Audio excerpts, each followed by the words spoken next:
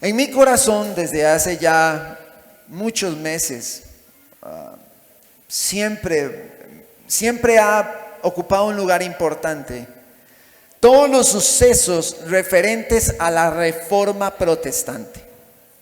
Creo que mucha iglesia ignora las implicaciones, lo que significó y lo que sucedió en la Reforma Protestante. Hace algunos días oraba al Señor y yo le decía: Señor, ¿cuál es tu palabra para este domingo? Quisiéramos resaltar los acontecimientos tan importantes de la Reforma Protestante.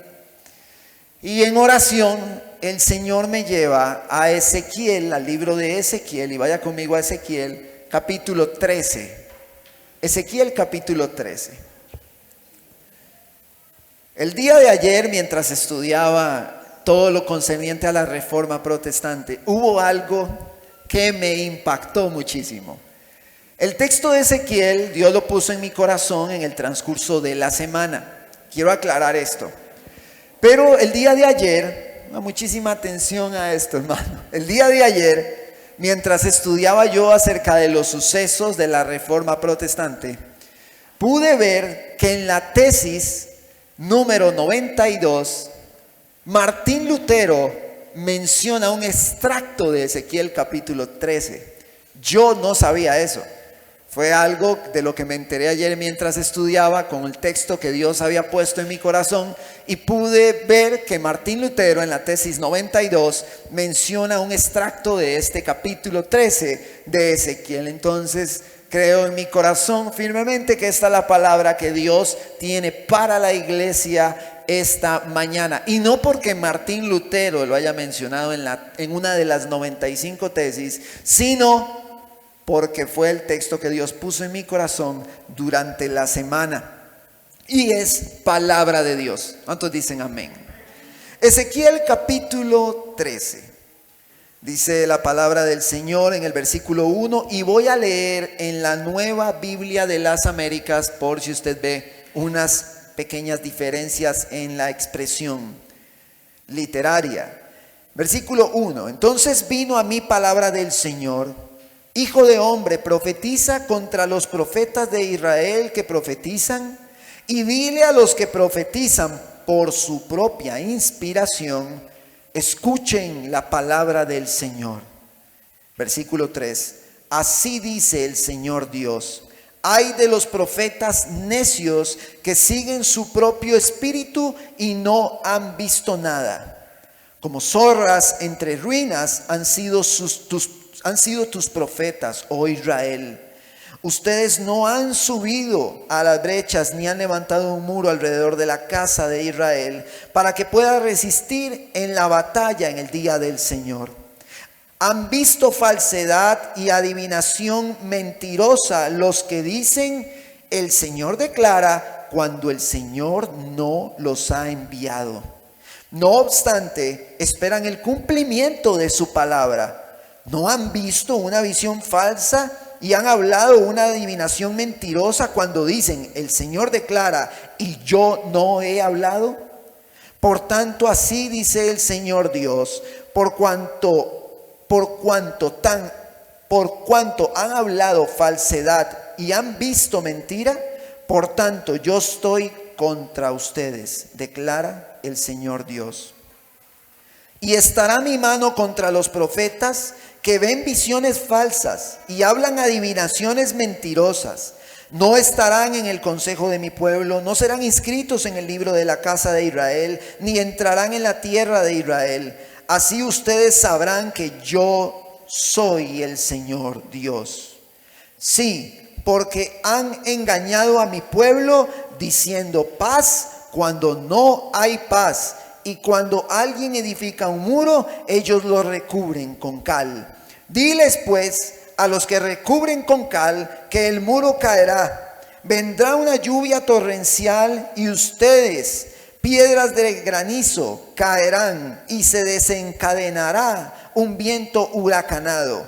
Cuando el muro haya caído, no les preguntarán: ¿dónde está la cal con que lo cubrieron? Por tanto, así dice el Señor Dios: en mi enojo haré que un viento huracanado se desencadene también. Por mi ira vendrá una lluvia torrencial y granizo para consumirlo con furor. Así derribaré el muro que han recubierto con cal, lo echaré a tierra y quedará al descubierto su cimiento. Y cuando caiga, ustedes serán destruidos en medio de él. Así sabrán que yo soy el Señor. Desahogaré así mi furor contra el muro y contra los que han recubierto con cal, y les diré: no existe el muro, ni existen los que lo recubrieron, ni los profetas de Israel que profetizaban acerca de Jerusalén y que veían para ella visiones de paz cuando no había paz, declara el Señor Dios. Y tú, hijo de hombre, pon tu rostro sobre las hijas de tu pueblo que profetizan por su propia inspiración. Profetiza contra ellas y di: así dice el Señor Dios: ay de las que cosen cintas mágicas para todas las coyunturas de la mano y hacen velos para las cabezas de personas de toda talla con el fin de cazar vidas. ¿Cazarán las vidas de mi pueblo y preservarán sus vidas? Ustedes me han profanado ante mi pueblo por puñados de cebada y por pedazos de pan, dando muerte a algunos que no debían morir y dejando con vida a otros que no debían vivir, mintiendo a mi pueblo que escucha la mentira. Por tanto, así dice el Señor Dios: yo estoy contra sus cintas mágicas, con las que allí cazan vidas como aves. Las arrancaré de sus brazos y dejaré ir las vidas que cazan como aves. También rasgaré sus velos y libraré a mi pueblo de sus manos, y no serán más presa en sus manos, y ustedes sabrán que yo soy el Señor. Porque ustedes han entristecido el corazón del justo con falsedad, cuando yo no lo he entristecido, y han fortalecido las manos del impío para que no se aparte de su mal camino a fin de preservar su vida. Por tanto, no verán más visiones falsas, ni practicarán más la adivinación, y libraré a mi pueblo de sus manos. Así ustedes sabrán que yo soy el Señor. Padre, esta mañana estamos delante de ti, Señor, con corazones humildes, sencillos, Señor, dispuestos a recibir tu consejo, tu palabra, tu instrucción, tus designios. Háblanos, Señor, a través de lo que el profeta Ezequiel, Señor, por medio de la inspiración de tu Santo Espíritu, ha plasmado en estos escritos. Señor, llévanos, Señor, al texto y que podamos profundizar de tal forma que nuestros corazones sean sellados con esta palabra y podamos crecer en el conocimiento de tu verdad, Señor. Ayúdanos, Señor, a comprender tu consejo y a exponerlo a fin de crecer juntos, siendo edificados en tu verdad, Señor. Gracias te damos. Amén y amén. Quisiera hacer mención, vamos a ver.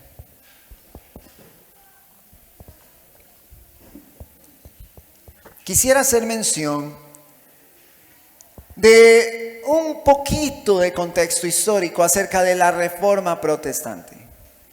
Muchos no tienen idea de qué fue la Reforma Protestante.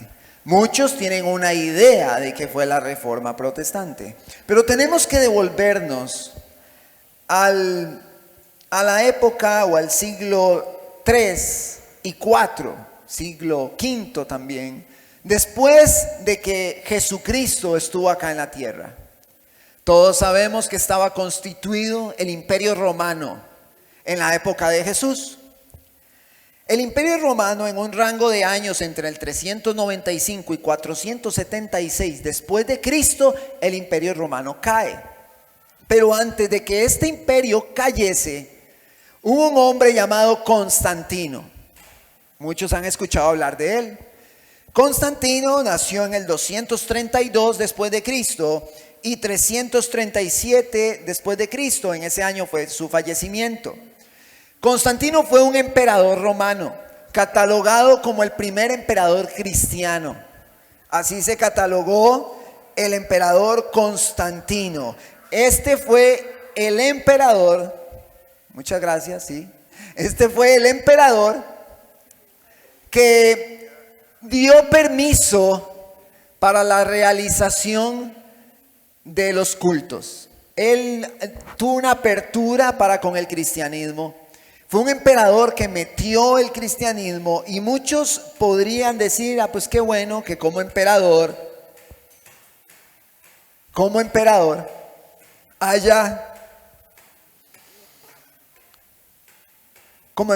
haya inculcado los principios de la fe. Y todos podemos decir, pues qué bueno. Pero el asunto con este emperador, voy a explicar cuál fue. Este emperador tuvo una visión.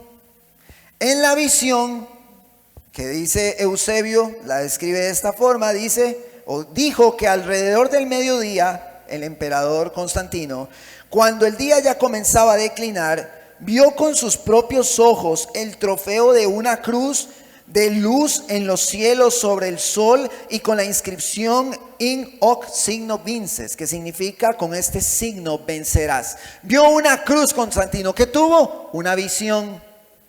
Eso tuvo Constantino, una visión. Prestemos atención a esto. Constantino tuvo una visión, pero no solo tuvo una visión, después tuvo un sueño.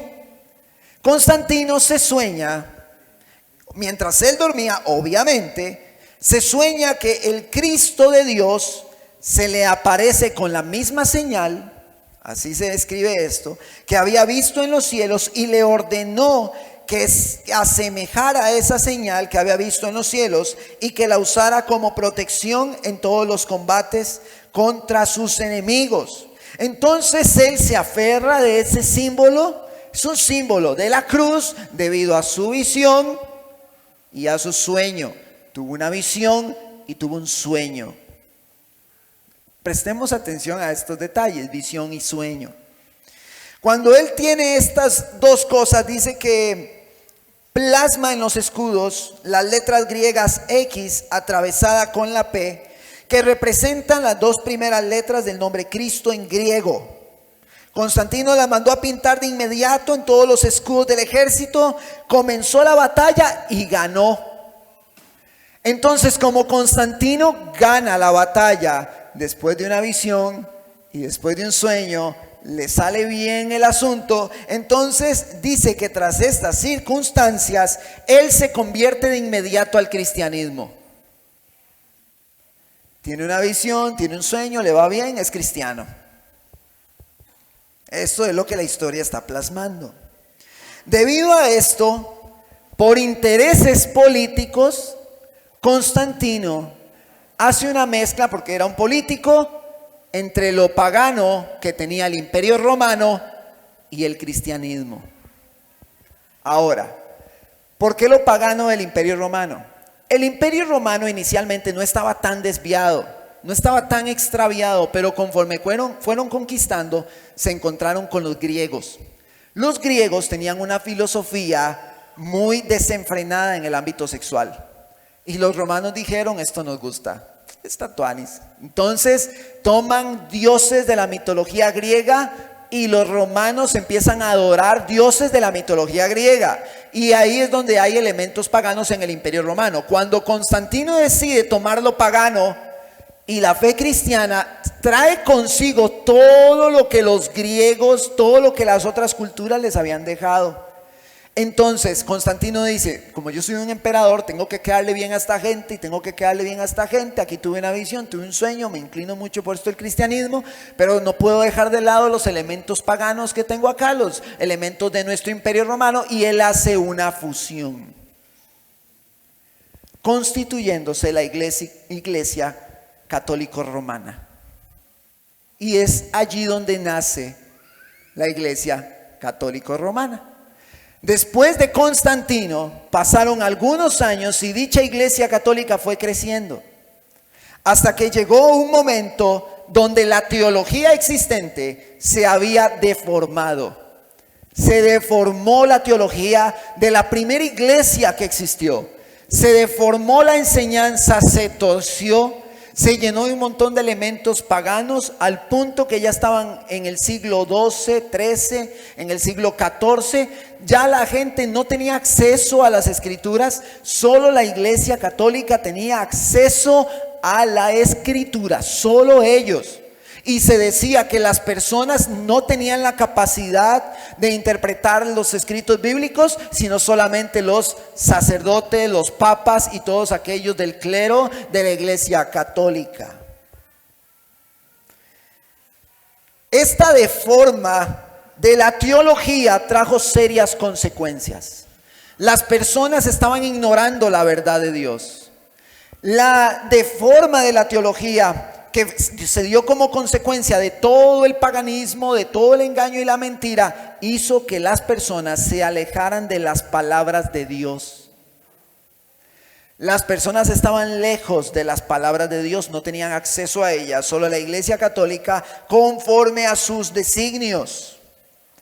Pero ¿cómo inició esto? Constantino tuvo una visión y un sueño y le fue bien, y podríamos decir que el sueño se le cumplió. Yo quiero hacer énfasis en algo.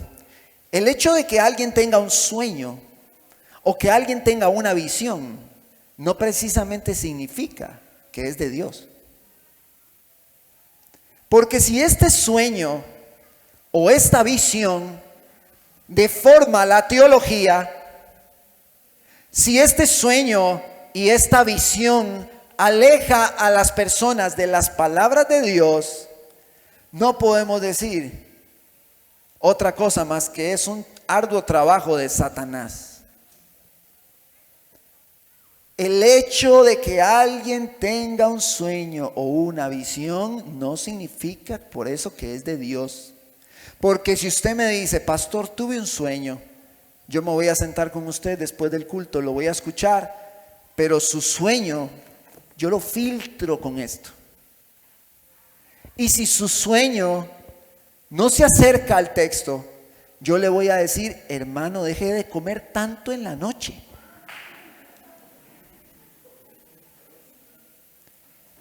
Satanás hace un arduo trabajo.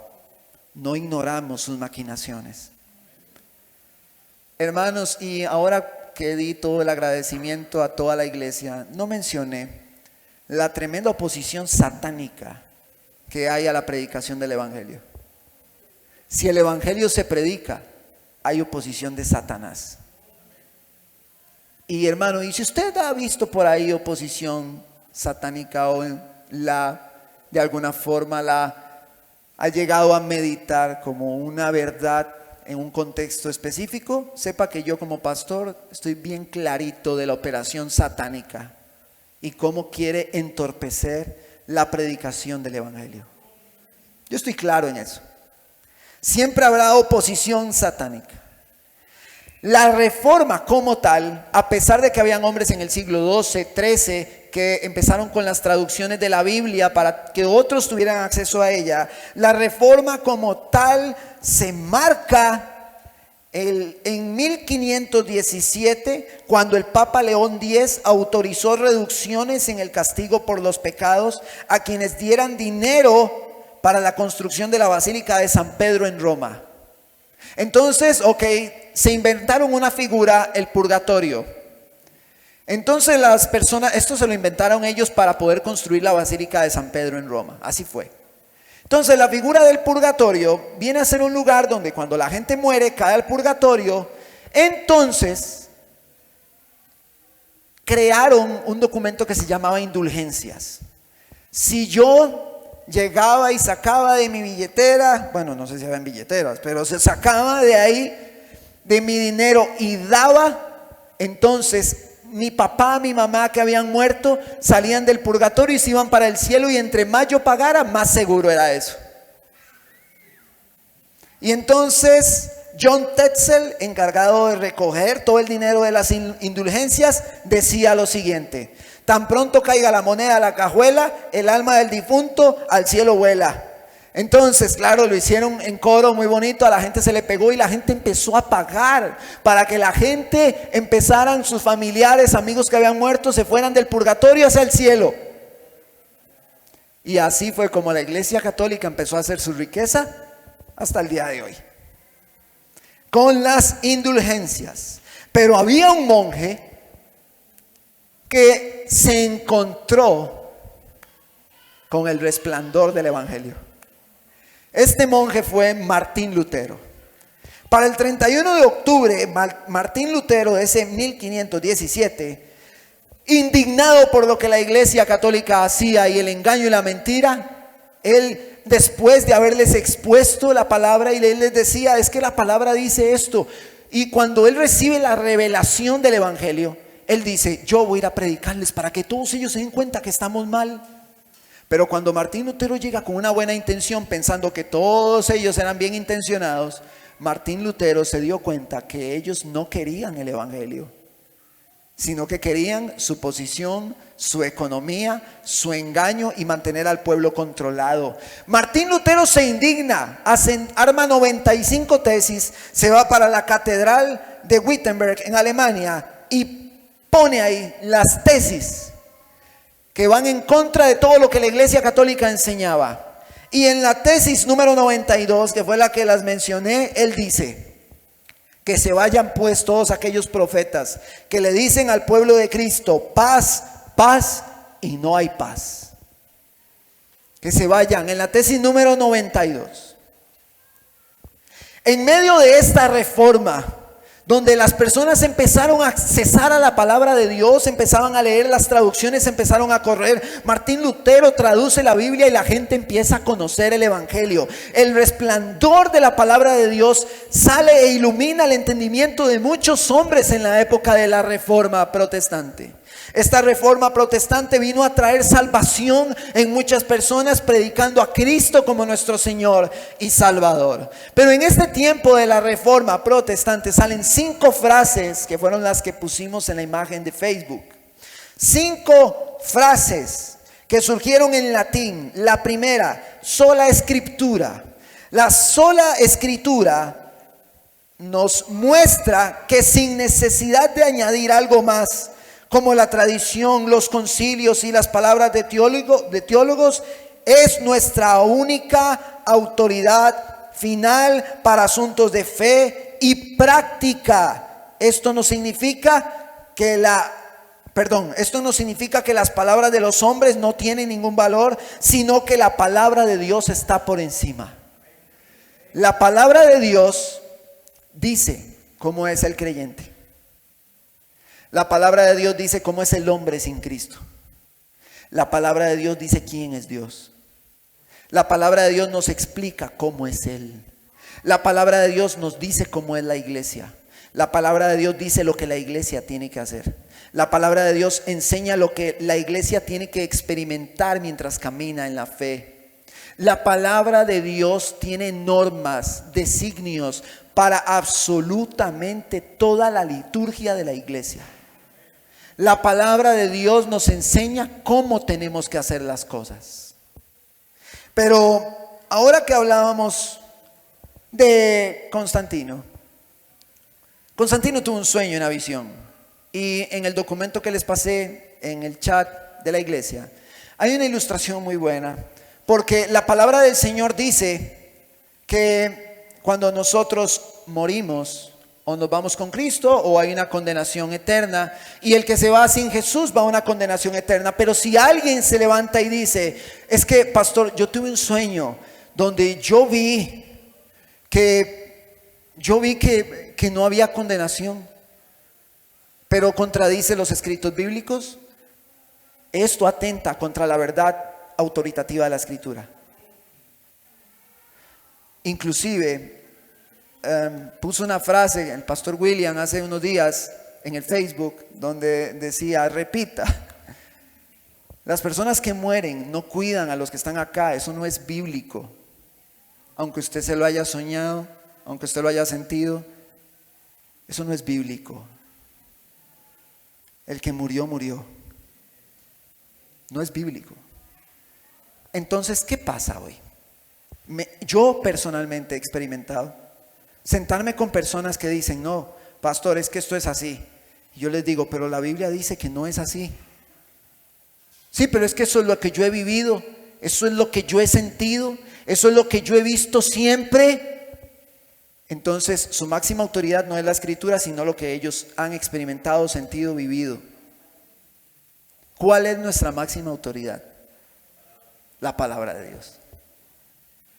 Porque si la máxima autoridad mía es lo que yo he sentido, lo que he pensado y lo que he experimentado, estoy viviendo en pragmatismo. El pragmatismo es poner mi experiencia al nivel de las escrituras o por encima.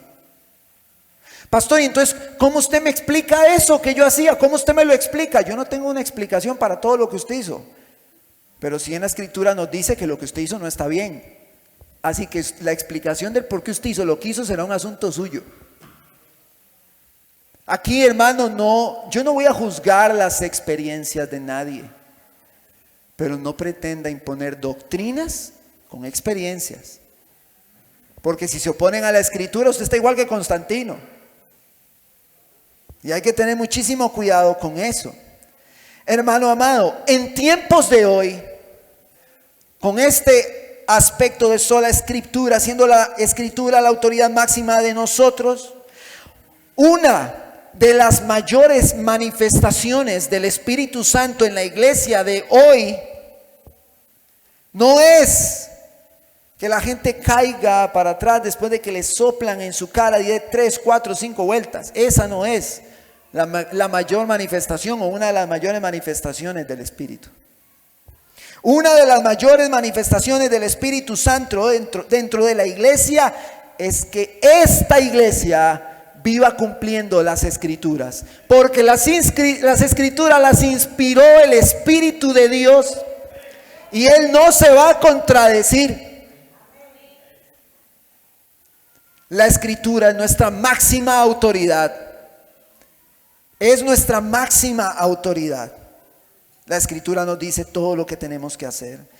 En la segunda frase en latín, sola fide o la fe sola, sin necesidad de añadir algo más que pretenda aportar a nuestra salvación, como obras o rituales o el que me porto bien, ya dejé de andar en el mundo, ya dejé de hacer esto que hacía, entonces como ya dejé eso, ahora soy salvo. No, lo que nos salva a nosotros no es dejar de hacer las cosas del mundo, sino creer en Jesucristo, llegar a Él en arrepentimiento. Cuando esto sucede, como consecuencia, tendré una vida en santidad.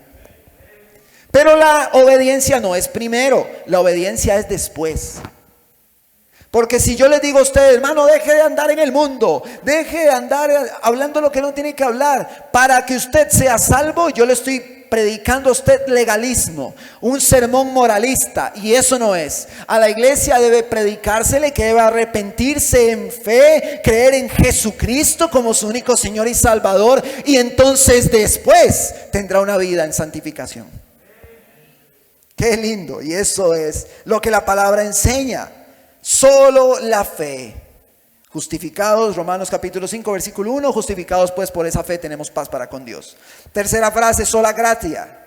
La gracia sola, sin necesidad de que se requieran méritos, es la razón por la que somos salvos.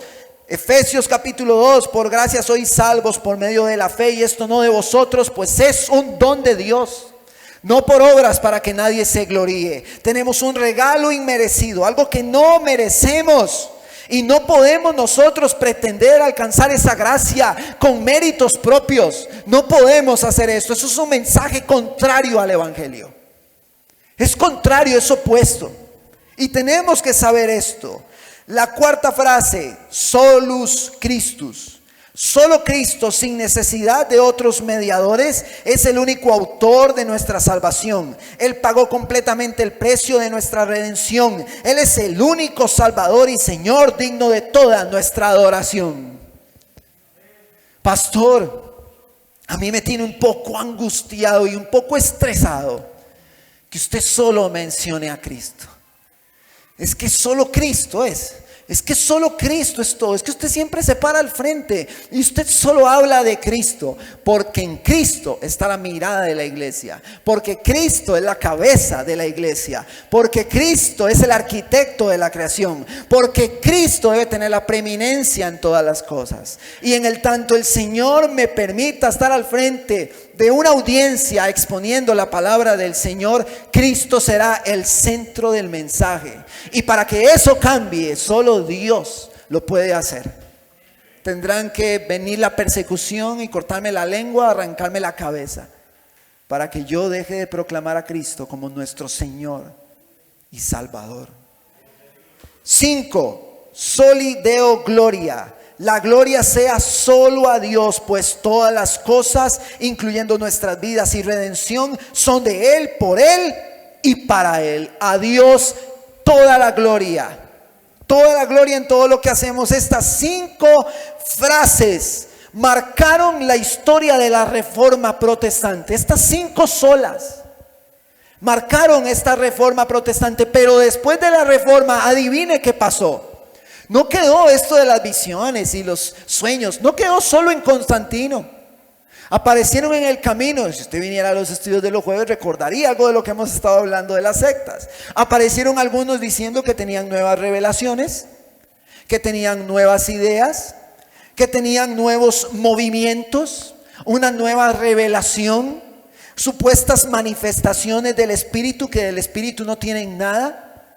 Y recuerdo a un hombre de Dios, David Wilkerson, para los que lo conocieron. David Wilkerson fue un hombre de fe, un hombre de Dios y un predicador de Jesucristo, un hombre lleno de Dios. Y él señala, antes del 2010 cuando él falleció, y él dice, ahora se levantó un movimiento, están traduciéndolo en ruso, se levantó un movimiento nuevo. Y fue cuando empezó el movimiento de las carcajadas y de las risas.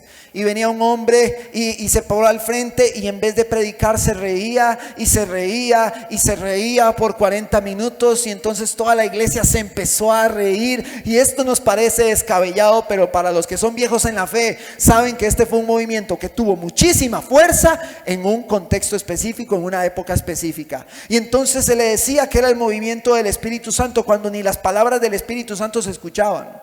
Empezaron a venir nuevas revelaciones y salieron las sectas. Por allá una mujer que decía que el séptimo día, por allá los otros diciendo que el mormonismo, por allá que se le apareció un ángel, por allá que se le apareció otra cosa, llenos de sueños, cosas nuevas, nuevas revelaciones. Y entonces la teología experimenta otra deforma.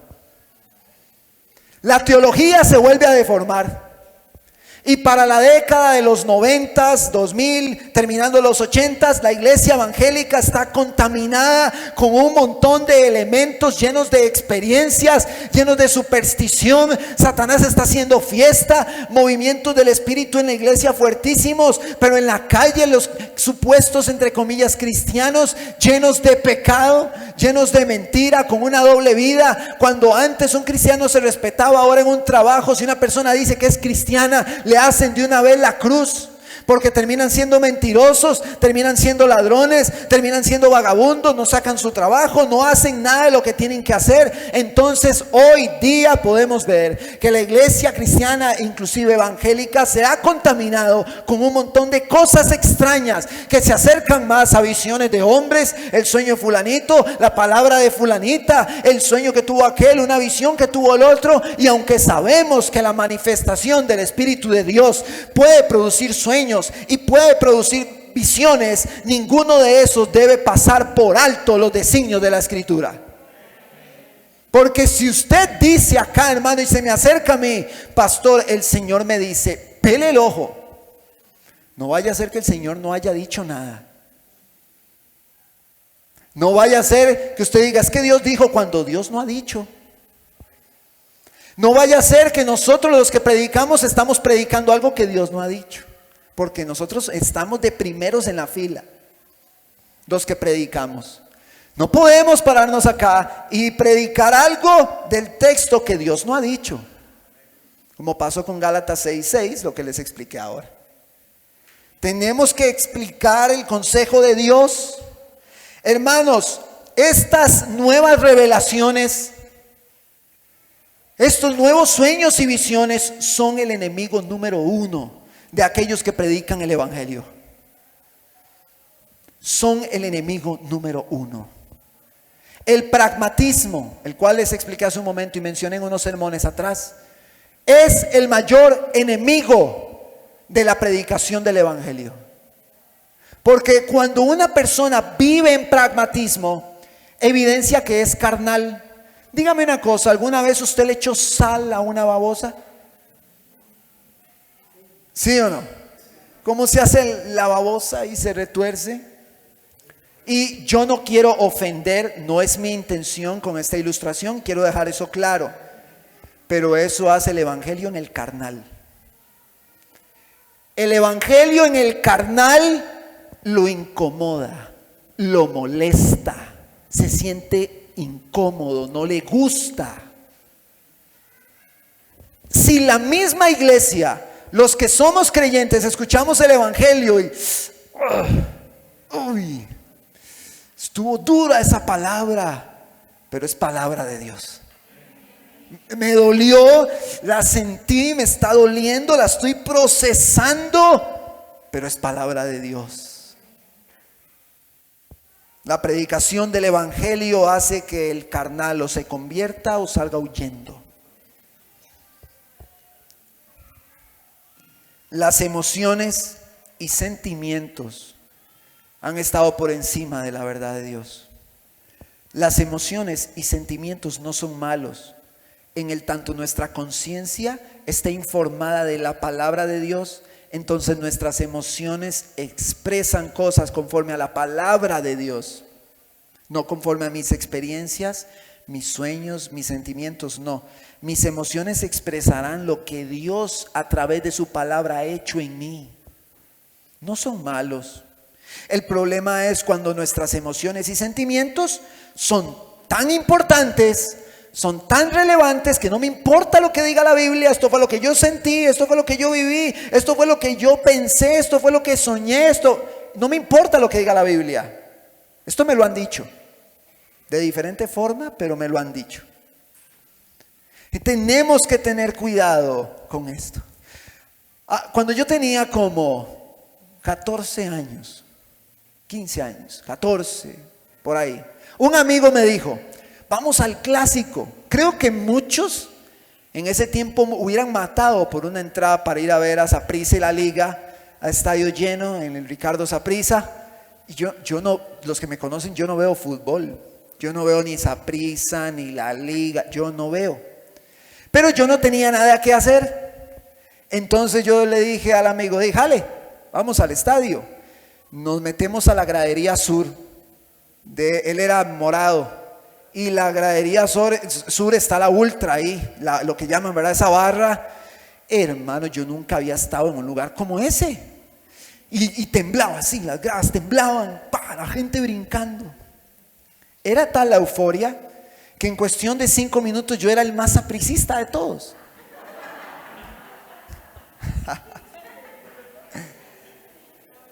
Una inyección, hermano, de éxtasis, una adrenalina de emoción, que yo dije, no, yo aquí tengo que brincar con esta gente. Y yo estaba cantando, me aprendí los cantos así en un toque, y yo estaba vuelto loco. Cuando no veía fútbol, salí de ahí y no volví a ver fútbol. En ese entonces Saprissa le ganó 4-1 a la Liga, y la Liga hizo un penal, no me acuerdo si Steven Bryce o no sé quién se acordará de ese partido, pero en esos años era un llenazo el estadio, pero a estallar, y ese movimiento, y yo gritaba y yo brincaba, y Saprissa aquí, Saprissa allá. Y eso es justamente lo que les pasa a muchos en la iglesia: emocionalismo. Entonces nosotros les damos una inyección fuertísima de adrenalina emocional, que es tan excitante, tan emocionante. Me gustó tanto que yo después dije, qué bonito sería volver a vivir esa experiencia en el estadio, aunque no veo fútbol, aunque no soy sapricista, qué bonita experiencia. Muchos reciben una dosis emocional tremenda, una adrenalina tremenda, y aman esa experiencia emocional, pero se van de aquí y no son cristianos, pero salieron emocionados de la experiencia que vivieron. Cuando esa emoción o esa descarga de adrenalina emocional se quita, nos enfrentamos a la verdad del evangelio, y ahí es donde nos damos cuenta si somos o no somos. Mi amigo después me dijo, jale, vamos al estadio, pero ya yo tenía que comprar la entrada. Yo le dije, bueno, ven, Dios lo acompañe, porque ya yo tenía que pagar un precio por ella. Justamente pasa igual en las iglesias. Las personas se emocionan en descargas de adrenalina emocional que les damos. Se sienten tan excitados que cuando esa descarga pasa y viene el evangelio, no lo logran soportar. Y como dice el pastor Sugel Michelén, es una vacuna contra la verdad, porque la emoción es más fuerte. La emoción toca mi carne. Pero si yo soy creyente y las emociones están bien informadas con la palabra de Dios, entonces mis emociones expresarán el gozo del Espíritu, que no tiene nada que ver con mi entorno, y estaré siempre gozoso en el Señor, siempre estaré feliz, siempre celebraré a Cristo, porque Él es suficiente, porque la Biblia lo dice, y yo lo creo, Debemos de creer lo que la palabra enseña. Como decía el pastor William, contó aquí en un sermón una vez, en una predicación, y también lo escuché en otra ilustración, que un niño en una escuela, el profesor le dijo al niño: ¿usted de verdad cree que un gran pez se tragó a Jonás? Y el niño le dice: sí. Y si la Biblia dijera que Jonás fue el que se tragó el gran pez, también lo creo, porque la Biblia lo dice. Nosotros creemos que la palabra de Dios es nuestra autoridad máxima. Y quiero iniciar este mes de la Reforma Protestante haciendo énfasis en sola Escritura, la palabra de Dios como nuestra principal autoridad. Ezequiel, en este libro de Ezequiel, cuyo nombre significa Dios fortalece o Dios es mi fuerza, es catalogado como uno de los profetas mayores, y de los dos exílicos, Ezequiel es uno de ellos. El otro exílico es Daniel. ¿Qué significa exílico? Significa que ellos ejercieron su llamado como profetas estando fuera de Jerusalén, fuera del pueblo de Israel. Ejercieron su llamado en tierra de los babilonios. Estos profetas mayores, bueno, en este caso de Ezequiel, en uno de los ataques de los babilonios a Jerusalén, aunque Jerusalén fue liberada en ese ataque, hermano amado, los babilonios se llevaron un grupo de gente. Llegaron los babilonios a Jerusalén, hicieron un caos, pelearon, Jerusalén se liberó, pero los babilonios se llevaron un montón de esclavos para la casa. Y dentro de esos esclavos iba Ezequiel. Resulta que el profeta Ezequiel estaba un día sentado junto al arroyo en tierra de los babilonios y tiene una visión.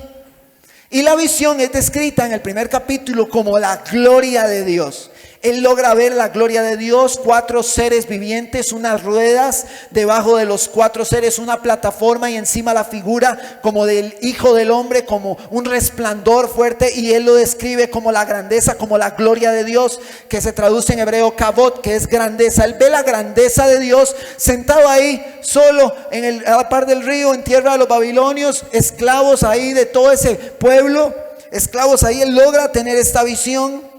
Y en estos primeros capítulos del libro de Ezequiel, a través de visiones, las cuales si eran de Dios, estas sí eran visiones de Dios, muestra todas las abominaciones en las que ha caído el pueblo de Israel. Y la gloria de Dios se fue de Jerusalén y llegó a donde estaba Ezequiel.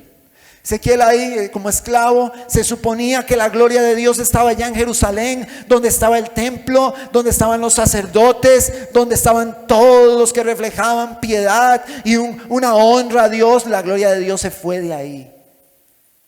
El resplandor de Dios se fue y vino donde Ezequiel. Y entonces le muestra en la visión cómo en Jerusalén hay un montón de perversidades, un montón de abominaciones. Y entonces él sigue en la visión, ¿verdad?, desarrollándose la misma. Nota que el pueblo había dejado a un lado las palabras de Jehová. La primer puerta o el primer canal o la primer forma en que la iglesia se acerca a las abominaciones, a lo que es incorrecto, es cuando deja de ser responsable con el texto. La iglesia deja de ser responsable con el texto, con las palabras de Dios, y está propensa a empezar a hacer un montón de cosas conforme a sus pensamientos. Y entonces nosotros implementamos un montón de cosas en nuestra familia, implementamos un montón de cosas en nuestras vidas, implementamos un montón de cosas en la iglesia, pero como consecuencia de haber dejado las palabras de Dios, todas estas cosas que nosotros implementamos en nuestra vida, en la iglesia o en nuestra familia, no serán más el reflejo que mis propios pensamientos. Mis propios pensamientos. ¿Quién dirige su casa? ¿Quién dirige su familia? ¿La palabra de Dios o su criterio? ¿Quién dirige su matrimonio? ¿La palabra de Dios o lo que usted cree que es correcto? ¿Quién dirige a la iglesia? ¿Lo que el pastor piensa que es bueno o la palabra de Dios? ¿Quién dirige nuestras vidas? ¿La palabra de Dios o lo que a mí me parece justo? No, es que a mí eso me parece que es lo justo, aunque la palabra de Dios diga lo contrario. ¿Quién dirige nuestras vidas? Entonces el pueblo de Israel había dejado de lado las palabras de Jehová, y esto no produce en Dios más que furor y molestia, una profunda molestia. Y ya noté que no me va a dar tiempo con el sermón, así que vamos a quedar continuando. En el versículo 1 de este capítulo 13, versículo 1 y 2, dice: entonces vino a mí palabra del Señor. Dice Ezequiel, cuando la gloria de Dios vino. Usted puede leer todos los capítulos en su casa y repasar todo esto que medio le parafraseé. Viene la gloria de Dios, se le da esta visión y le dice en el versículo 2: hijo de hombre, profetiza contra los profetas de Israel que profetizan, y dile a los que profetizan por su propia inspiración. Que dice en la Reina Valera que profetizan de su propio corazón. Eso es conforme a lo que ellos piensan. En el tanto, yo como predicador, los hermanos que predican y enseñan acá los martes, nos paramos aquí al frente y enseñamos conforme a lo que nosotros pensamos. Estamos incurriendo en el mismo error de estos falsos profetas. Y entonces dice: profetizan por su propia inspiración. Escuchen la palabra de Dios. Ahora, hay una realidad. Ellos profetizaban, no era que estaban ahí como en un forcejeo de si hablaban o no. Ellos ejercían las profecías. Y entonces Dios les dice a esos que andan ahí profetizando conforme a lo que ellos piensan, dígales que así digo yo. Imagínense qué tremendo, hermano. Escuchen la palabra del Señor. Hermanos, hoy en día tenemos un serio problema, y voy a decir cuál es. Muchos hablan como muy espirituales, ¿no? Como muy llenos de Dios, conforme a sus propios criterios, pensamientos, emociones y sensaciones. El hecho de que una persona hable como muy espiritual acerca de cosas que no entiende, solo puede ser producto de dos cosas. Dos cosas. Una es el orgullo, o dos, una mala exégesis.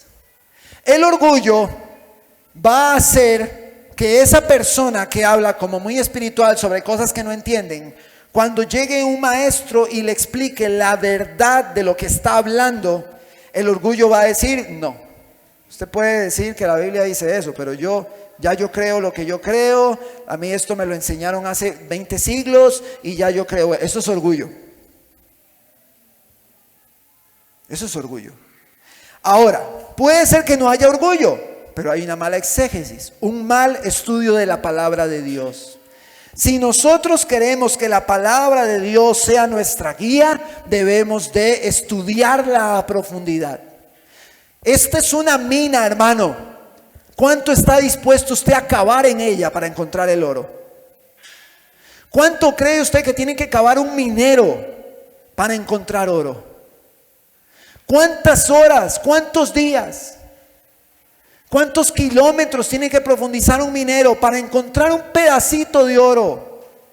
¿Cuánto estamos dispuestos a profundizar en esta mina para encontrar el oro? Porque el minero, para encontrar el oro, no va en la entradita un metrito de tierra y ya encontró el oro. No, tiene que cavar muy hondo. Y esta es una mina. Y para encontrar el oro en esta mina hay que cavar muy hondo. Hay que invertir horas de tiempo para llegar al consejo de Dios. Usar las herramientas apropiadas.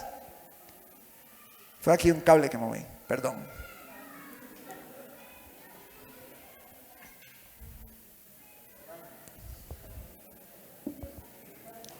No se asuste, hermano, tranquilo. Todo está bajo control. Este chiquito, ¿dónde está el papá de este chiquito?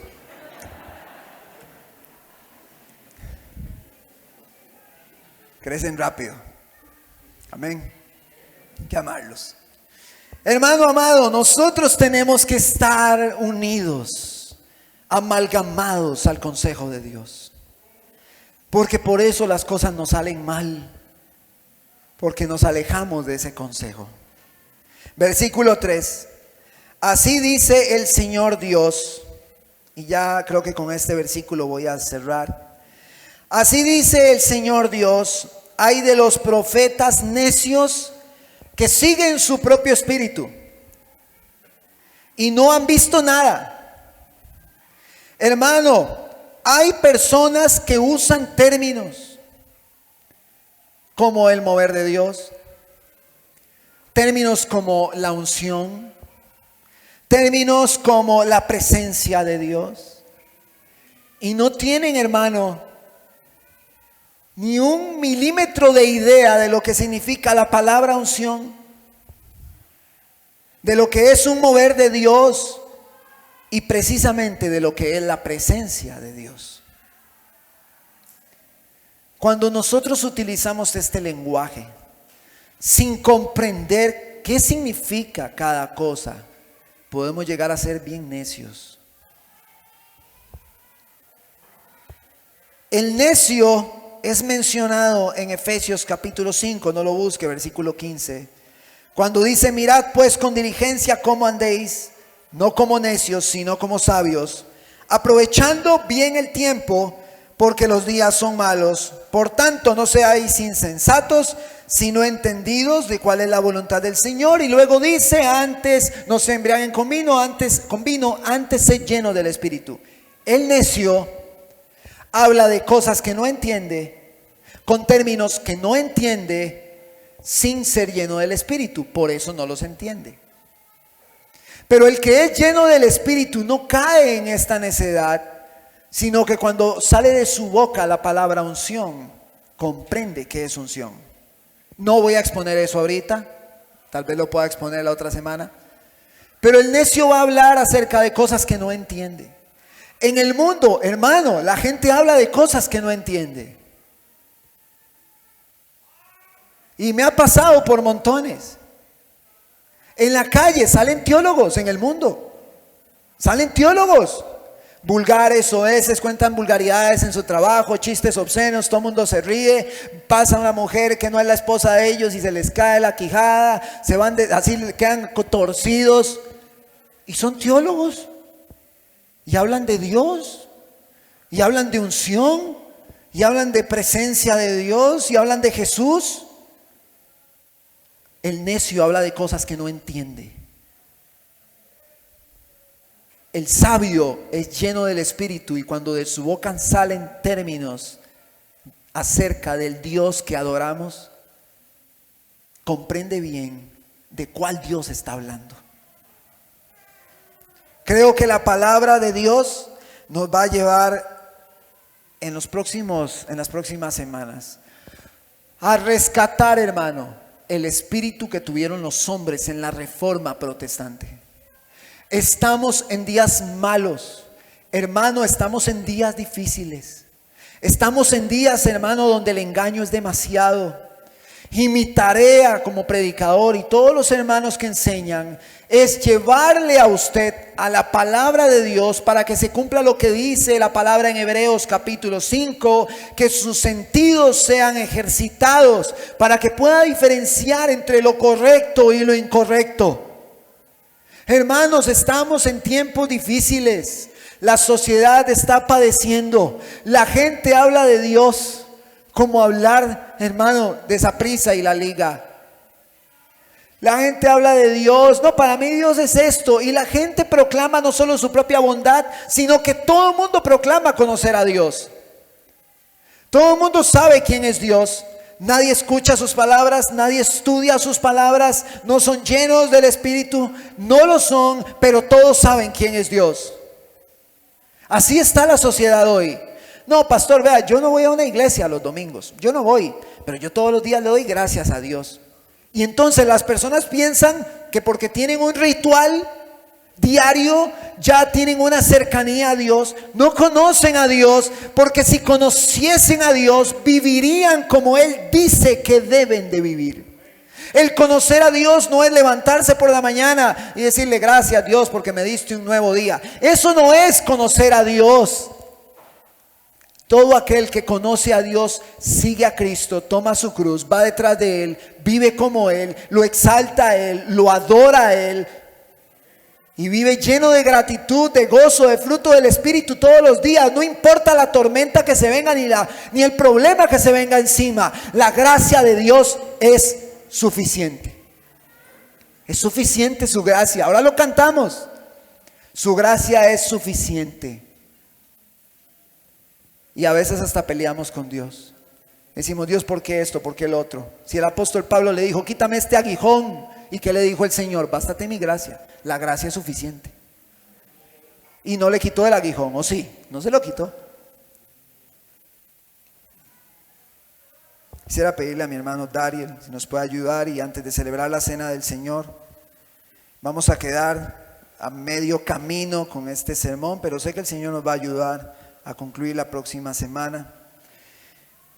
La idea central del libro de Ezequiel, que estaremos tocando el otro domingo, gira en torno a 3 palabras: juicio, castigo y restauración. Esa es la idea central del libro del profeta Ezequiel. En el versículo 26 del capítulo 36 hay algo maravilloso. En medio de las promesas de restauración del profeta, hay una que aplica para nosotros.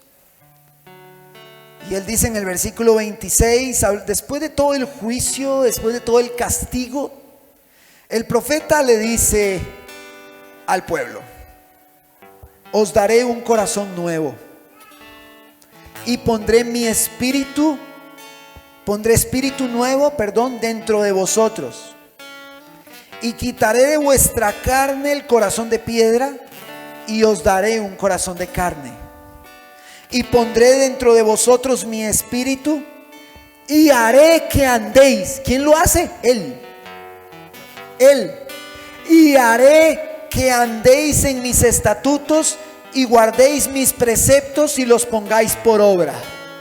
Hermano, cuando un hombre, cuando una mujer es transformado, es regenerado, hay una nueva naturaleza en él, el corazón de piedra se quita y pone un corazón de carne. Y entonces la obediencia viene a ser una consecuencia de ¿qué? Veamos esto. Versículo 27 dice: pondré dentro de vosotros mi espíritu. Hermano, todos los que hemos sido regenerados en Cristo Jesús por su gracia, tenemos el Espíritu de Dios dentro de nosotros. Él está en nosotros. ¿Y esto qué produce? No permita que los niños lo distraigan, deje que ellos entren. ¿Qué produce el Espíritu de Dios dentro del corazón del hombre? ¿Qué produce?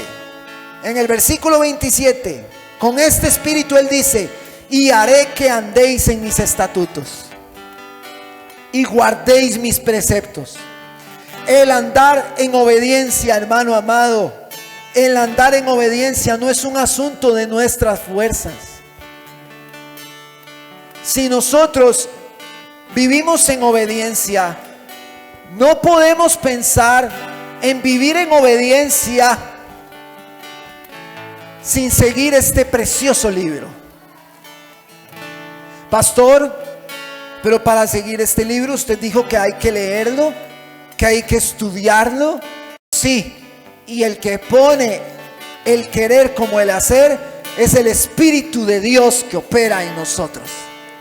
Cuando el Espíritu de Dios opera en nosotros, nosotros correremos a este libro para hacer lo que Él dice que debemos hacer, para vivir como Él dice que debemos vivir. Pastor, y usted entonces como pastor, usted tiene que estar viendo la Biblia para ver qué hace la iglesia y qué no hace. Sí, exactamente. Por eso la labor pastoral está llena de responsabilidad. Hermano, estamos en tiempos difíciles. Hermano, el mundo es esclavo del pecado. El mundo es esclavo del pecado. Y cierro con esta ilustración.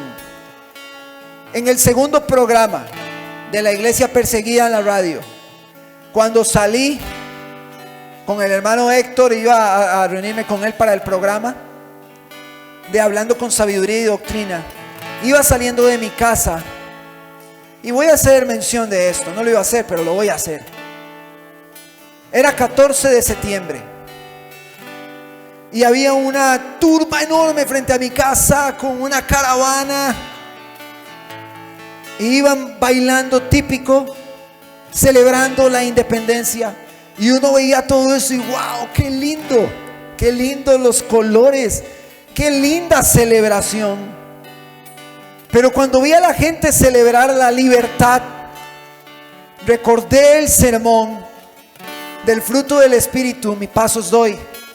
Cuando Jesús dice, mi paz os dejo, mi paz os doy, no como la que el mundo da, sino que la paz de Cristo es diferente. Entonces recordé eso y usted dirá, pastor, ¿por qué recordó eso? Porque en ese sermón hablé de una pseudo paz que el mundo da.